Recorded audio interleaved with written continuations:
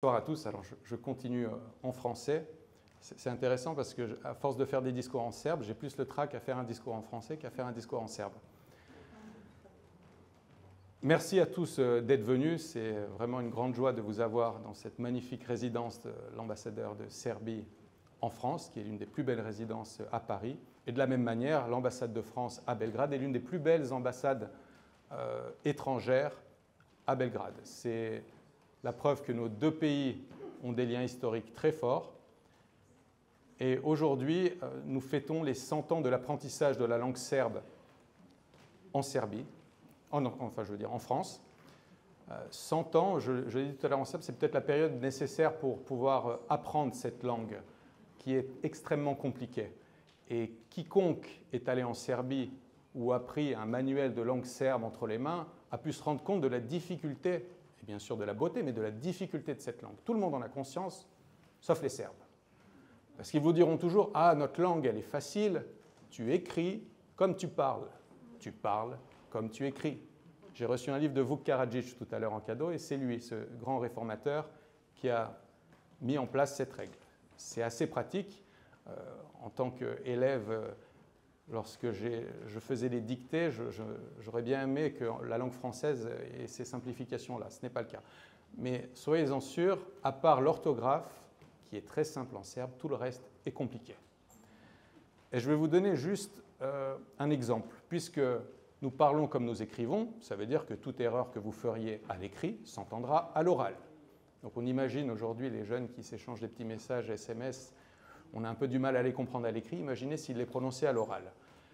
Et en langue serbe, vous avez quelque chose qui s'appelle une déclinaison. Alors il y a des slavistes, vous savez tous ce que c'est, mais il y a des personnes peut-être qui ne savent pas ce que c'est. Cela veut dire que le mot change en fonction de sa fonction grammaticale dans la phrase. En français, nous disons une table et nous disons deux tables. Il peut avoir un S, de toute façon, peu importe, on ne l'entend pas. C'est facile. Et 10 tables, c'est toujours table. En serbe, une table, ça se dit comment? Sto. Donc vous dites jedan sto, une table. Un sto. Mais si vous devez en dire deux tables, deux sto, ce n'est pas deux sto, c'est deux stola. Ah, bon. Alors là, vous dites c'est facile, deux stola, c'est deux. Alors après, vous dites 5.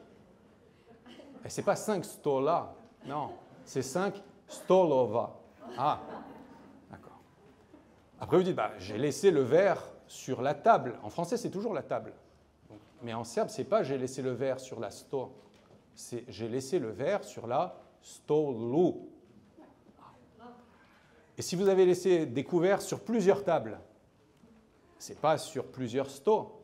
C'est j'ai laissé les couverts sur plusieurs stolovima. Alors, je ne vais pas vous faire la suite, vous avez compris le sens de mon propos. J'avais fait le calcul lorsque j'apprenais le serbe, vous prenez un adjectif, n'importe lequel, en fonction du genre, il y en a 3, du nombre, il y en a 2, ça a priori c'est facile, singulier pluriel, et de la déclinaison, il y en a 7. S'il y a des matheux, vous avez déjà calculé, 7 fois 3 fois 2, ça fait 42. 42 possibilités d'écriture et de prononciation pour un adjectif. Et bien sûr, les déclinaisons des adjectifs ne sont pas les mêmes que pour les noms. Donc quand vous parlez serbe, vous faites des mathématiques. Ma grande chance, c'est d'avoir eu la bosse des mathématiques quand j'étais petit, donc ça m'a peut-être aidé dans l'apprentissage du serbe. Je vais conclure en disant qu'il n'y a pas de petite langue ou de petite littérature, il n'y a que des littératures qui sont dynamiques, qui continuent à se développer, et c'est le cas de la littérature serbe. De la même manière, il n'y a pas de petits et de grands peuples, quand bien même les Serbes seraient une quinzaine de millions sur la planète et 7 millions en Serbie, c'est un grand peuple. Parce que les grands peuples, ce sont les peuples qui n'oublient pas ni leur langue, ni leur culture, ni leur identité.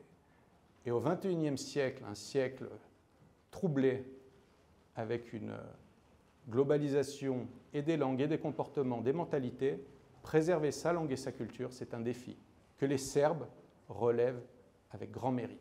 C'est pour cela que c'est un grand peuple et que c'est un grand pays, malgré une taille qui peut être plus réduite que la taille de ce très beau pays qu'est la France.